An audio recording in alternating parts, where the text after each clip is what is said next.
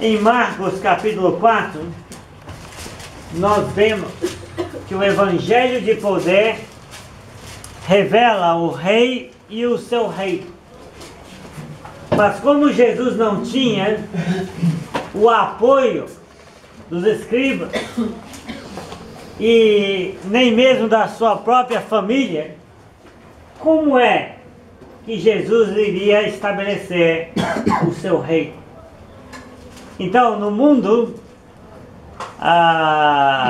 político, o que é preciso para um governo se estabelecer e se manter?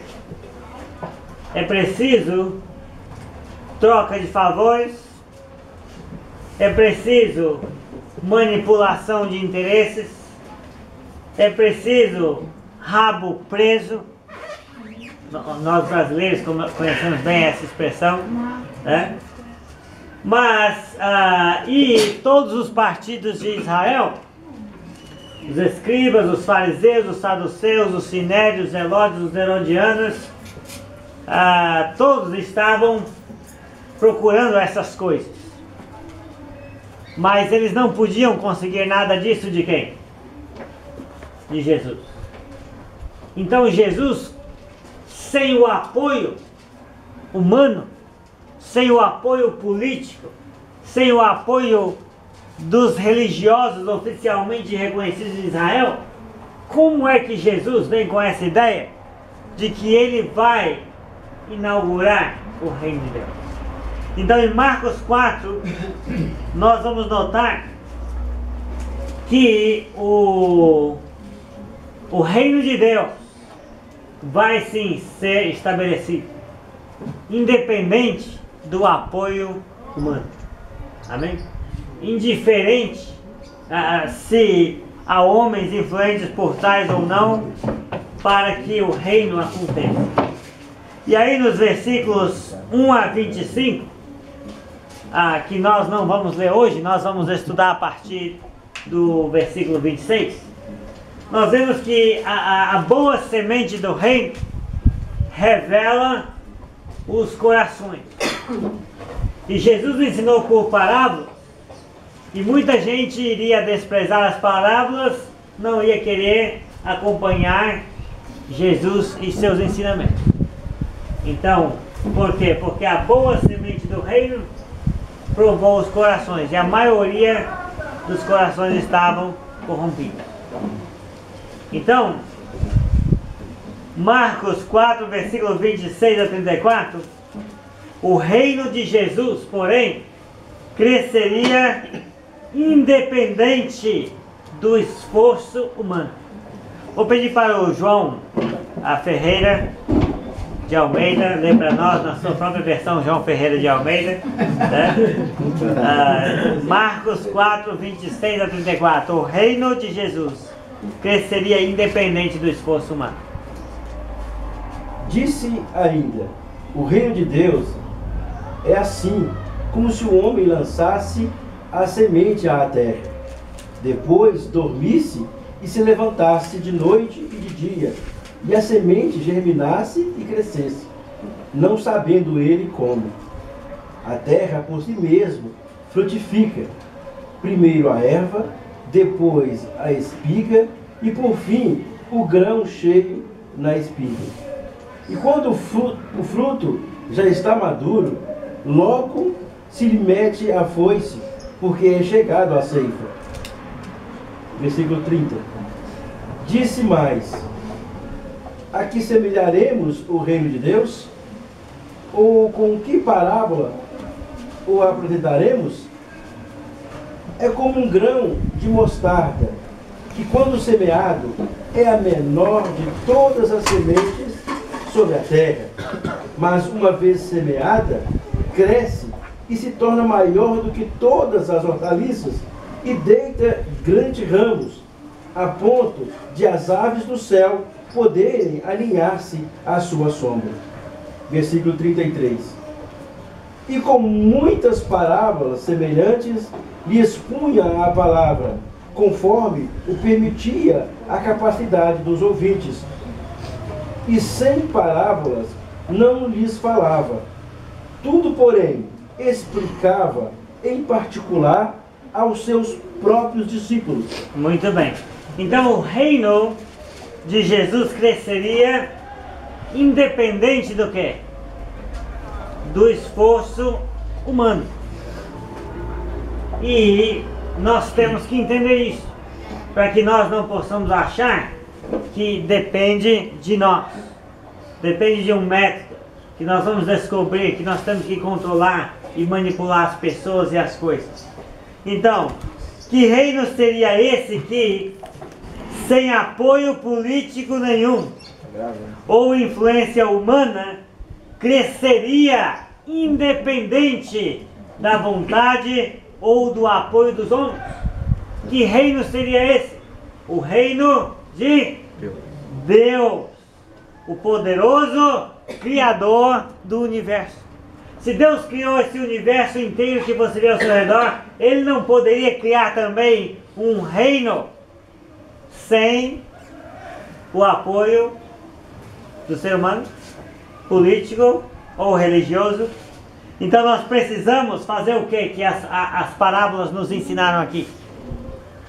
Nós precisamos lançar o quê? Lançar a boa semente. Amém? Lançar a boa semente ao solo.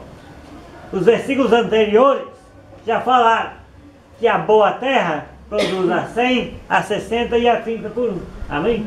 Então nós precisamos ir lançando a semente ao solo até que nós encontremos uma boa terra. E aí quando você encontra a boa terra, olha o resultado. Está vendo? As pessoas estavam tão preocupadas, mas olha o que já brotou. Por quê? Porque começamos a achar a boa terra. Então nós precisamos lançar a boa semente ao solo. Então procuremos uma boa terra para semear a boa semente. E depois surpreenda-se com o resultado. Amém? Porque a semente germina e ela cresce e ela enche uma espiga de grãos que vão produzir mais ainda.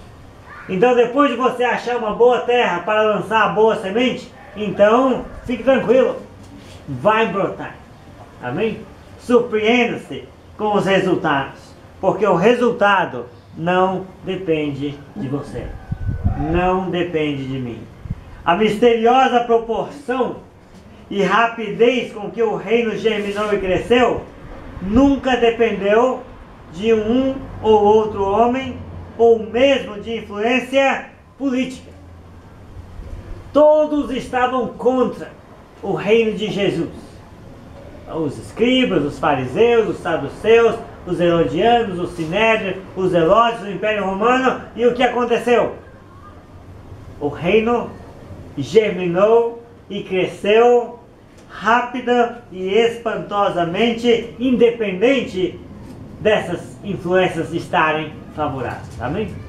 Então o reino de Deus não faz contrato, não faz política, não tem rabo preso com coisas deste mundo. Amém? Não precisa. Não precisa. Então é só lançar o quê? É só lançar a semente ao solo e os bons resultados serão magníficos. E o mérito é de quem? Do que criou a semente. Amém? O mérito é de quem criou a semente, não é de quem lançou a semente. Certo? Então o Evangelho não precisa sofrer acréscimos humanos para que ele se torne mais eficaz. Porque não existe como o verdadeiro Evangelho se tornar mais eficaz do que Deus projetou que ele já fosse desde o princípio. Amém? Não tem como você melhorar algo que é perfeito. Quando você comprou um aparelho perfeito, aí você vai usar e você quer mudar alguma peça, ali o que vai acontecer?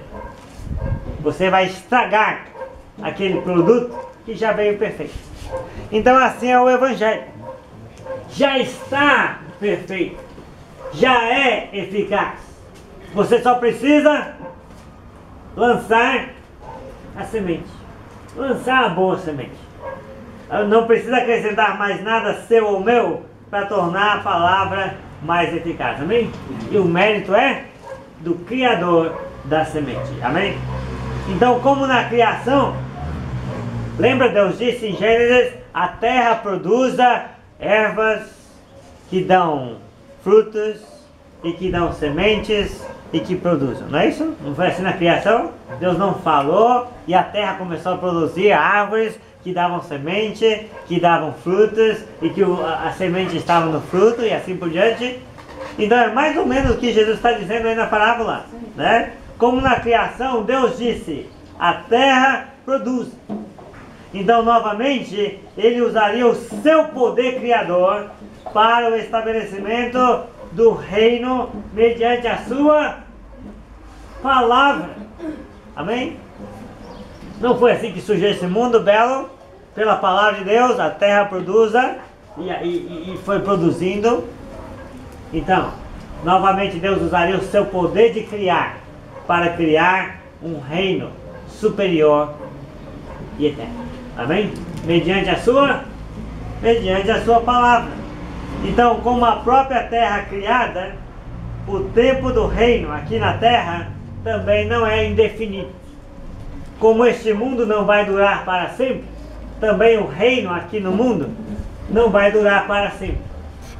Quando chegar a hora, né, quando tudo tiver, né, pronto, então mete a foice, porque é chegada a sua hora, a hora feliz da colheita, né? Então o reino crescerá até ao ponto de ser colhido na consumação do século. Então nós precisamos ficar no reino, amém? Nós precisamos ficar no reino até a hora de sermos recolhidos por Deus, amém? Vamos ficar no reino até a hora de sermos recolhidos por Deus. Então o reino de Deus podia parecer pequeno.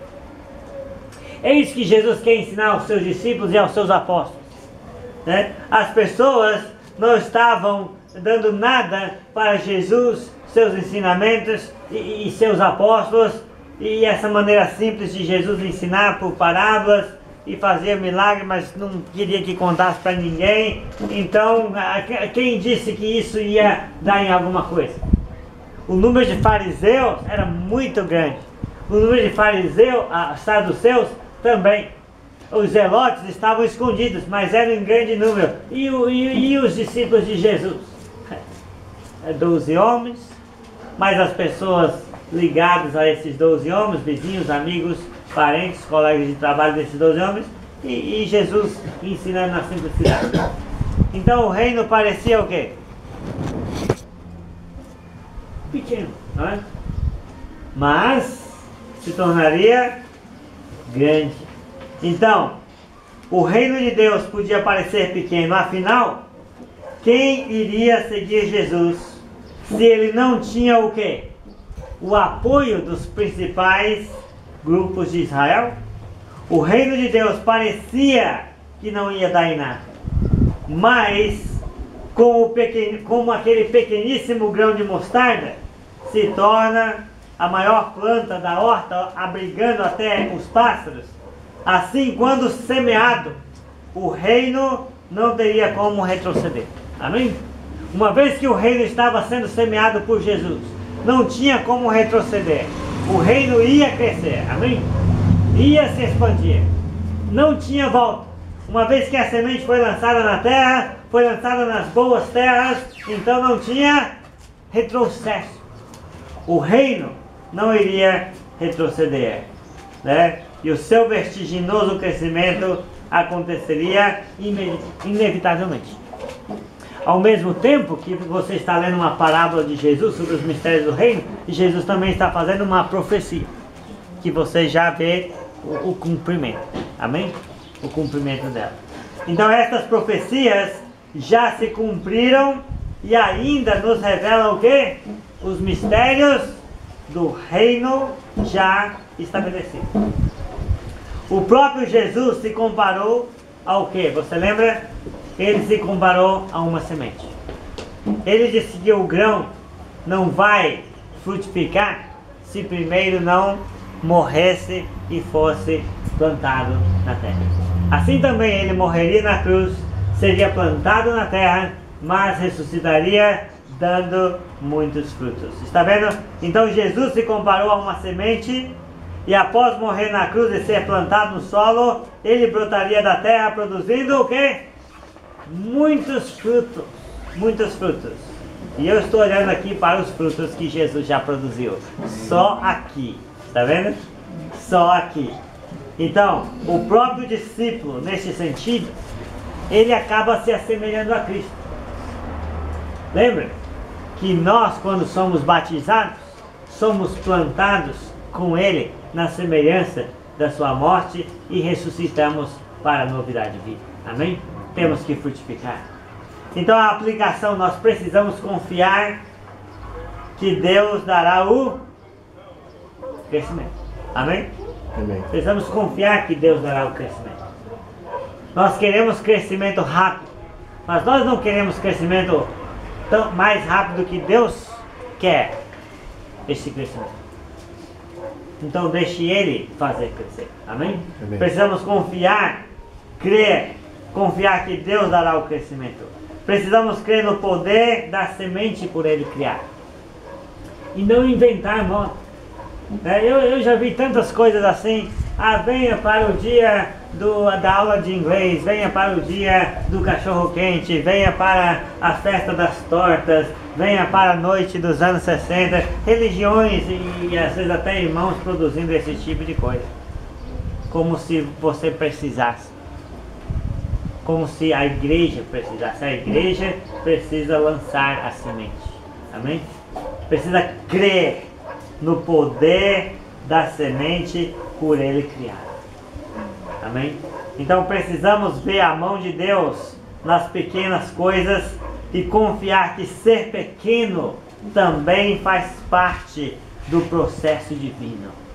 Porque ser pequeno quer dizer que nós vamos crescer. Amém? É só plantar a semente.